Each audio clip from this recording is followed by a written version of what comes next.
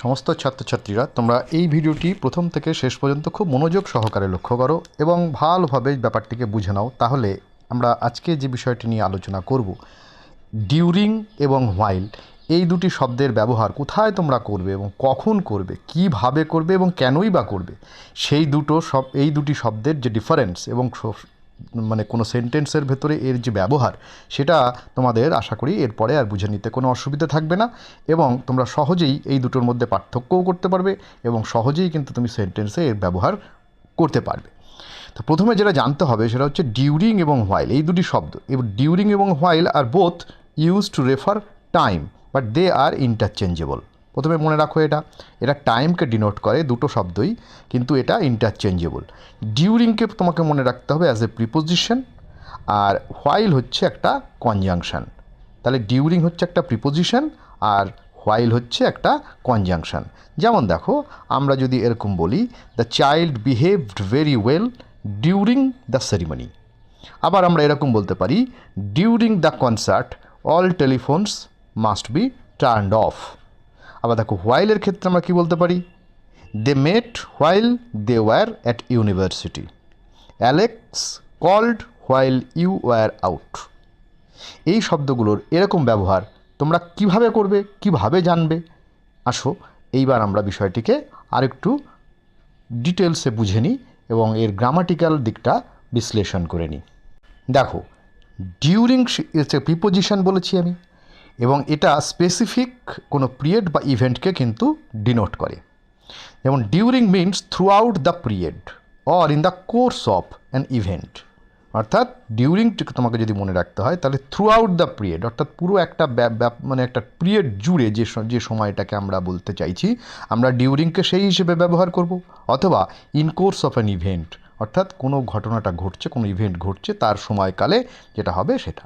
আর during যখন তুমি ব্যবহার করবে, তারপরে কিন্তু ফলোড বাই এ নাউন। তাহলে during is followed by a noun, এটা কিন্তু তোমরা মনে রাখবে।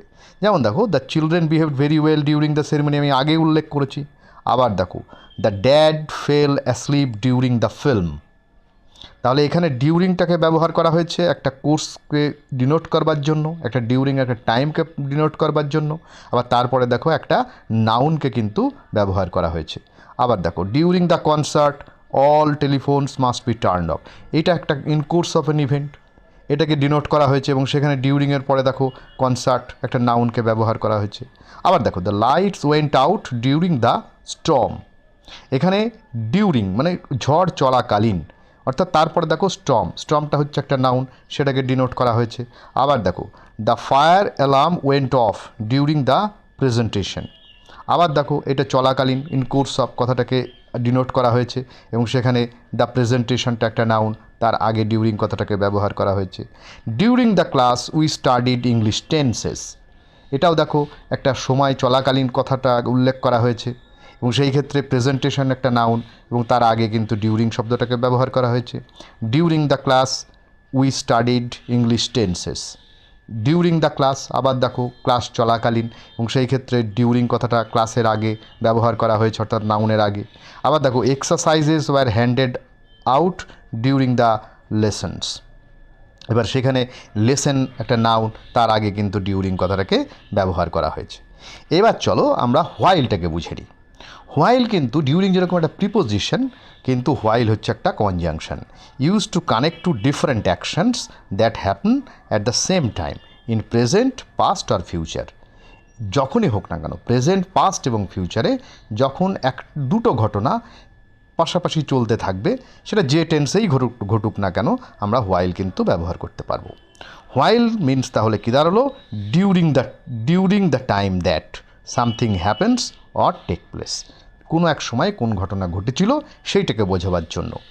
আর while is followed by a clause containing a subject and a verb.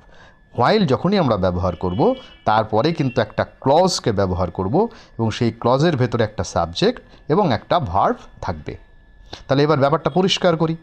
যেমন দেখো, nothing changed while she was absent. তাহলে নাথিং চেঞ্জড হোয়াইল, তাহলে ঘটনাটা ঘটেছিল পাস্ট টেন্সে, নাথিং চেঞ্জড। হোয়াইলটা ব্যবহার করেছি এবং শি ওয়াজ অ্যাবসেন্ট। তাহলে এখানে একটা সাবজেক্ট, একটা ভার্ব এবং তার একটা অবজেক্ট ব্যবহার করা হয়েছে এবং একটা ক্লজ, টোটাল একটা ক্লজকে কিন্তু এখানে দেখানো হয়েছে। আবার দেখো, he read the newspaper while he was waiting. তাহলে এটা দেখো পাস্টের ঘটনা, তার অপেক্ষা, দুটো ঘটনা যুগপৎ ঘটছে একসঙ্গে এবং সেই সময়তে হোয়াইল ব্যবহার করা হয়েছে এবং সেটা যেহেতু পাস্ট টেন্স, তাহলে he read the newspaper while he was waiting. তাহলে হি ওয়াজ ওয়েটিং যেটা হোয়াইলের পরে ব্যবহার করা হয়েছে, সেখানে আমরা একটা ক্লজকে দেখতে পাচ্ছি এবং এটা একটা মানে এখানে একটা সাবজেক্ট, একটা ভার্ব এবং একটা অবজেক্ট এখানে ব্যবহার করা হয়েছে। আবার দেখো, they met while they were at university. আবার সেম জিনিস দেখো, they met while they were at university. They were at university কথাটা একটা ক্লজ যেটা হোয়াইলের পরে ব্যবহার করা হয়েছে। আবার দেখো, Alex called while you were out. Alex called while you were out, আবার দেখো একটা ক্লজের ব্যবহার। While I was watching the film the door bell rang. Same একই জিনিস, দুটো ঘটনা ঘটছে যুগপৎ এবং সেখানে হোয়াইল ব্যবহার করা হয়েছে এবং দুটোই ঘটনাই পাস্ট টেন্সে ঘটেছে। সেক্ষেত্রে while I was watching a film the door bell rang. My parents arrived while I was in the shower. My parents arrived while I was in the shower. দেখো সেম ব্যবহার করা হয়েছে, দুটো ঘটনা ঘটেছে। আবার দেখো, while you peel the potatoes I will chop the onion. দেখো, while you peel the potatoes মানে এটা হচ্ছে একটা ফিউচার ফর্মে কিন্তু বলা হচ্ছে, ইনডেফিনিট টেন্সের মানে তোমার কনস্ট্রাকশনটা হলেও কিন্তু এটা ফিউচার ফর্মকে ডিনোট করছে, যার ফলে পরের সেন্টেন্সটা দেখো, I will chop the onions. While you peel the potato, যখন তুমি আলুটাকে ছাড়াতে থাকবে, I will chop the onion, আমি তখন অনিয়নটা অর্থাৎ পেঁয়াজটাকে ছাড়াবো। তাহলে সেই ক্ষেত্রে এটা প্রেজেন্ট টেন্সে ব্যবহার করা হয়েছে এবং দুটো টেন্সই প্রেজেন্ট টেন্স এবং দুটো ঘটনা আলাদা এবং যেটার জন্যই আমরা হোয়াইলকে কিন্তু ডিনোট করে ব্যবহার করেছি। আবার দেখো, হোয়াইলকে কিন্তু ইউজড ফর কন্ট্রাস্ট। হোয়াইলকে কিন্তু আমরা কন্ট্রাস্ট অর্থাৎ বৈপরীত্য বোঝাতেও কিন্তু ব্যবহার করে থাকি। While many Brits drink bear the French prefer wine. While many Brits means হচ্ছে ব্রিটিশার্স যারা, drink bear the French prefer wine, দুটোকে কন্ট্রাস্টের মধ্যে এখানে আনা হয়েছে। আবার দেখো, while Sam is an athlete his brother is more intellectual. While Sam is an athlete, Sam যেখানে অ্যাথলিট সেখানে দেখা যাচ্ছে his brother is more intellectual, এটা কন্ট্রাস্ট বোঝাতে ব্যবহার করা হচ্ছে হোয়াইল কথাটাকে। আবার while can be a noun while means a period of time. হোয়াইলকে আমরা নাউন হিসেবেও কিন্তু কোনো জায়গায় ব্যবহার করে থাকতে পারি, যেমন ধরো, it has been a while since I read that বুক হতে পারে। It has been a while, এটা হোয়াইলটা হয়ে গেল একটা সময়, এই সময়টাকে এখানে নাউন হিসেবে ব্যবহার করা হয়েছে, সিন্স আই রিড দ্যাট বুক। আবার এটাও বলতে পারো, I am tired I am going to lie down for a while.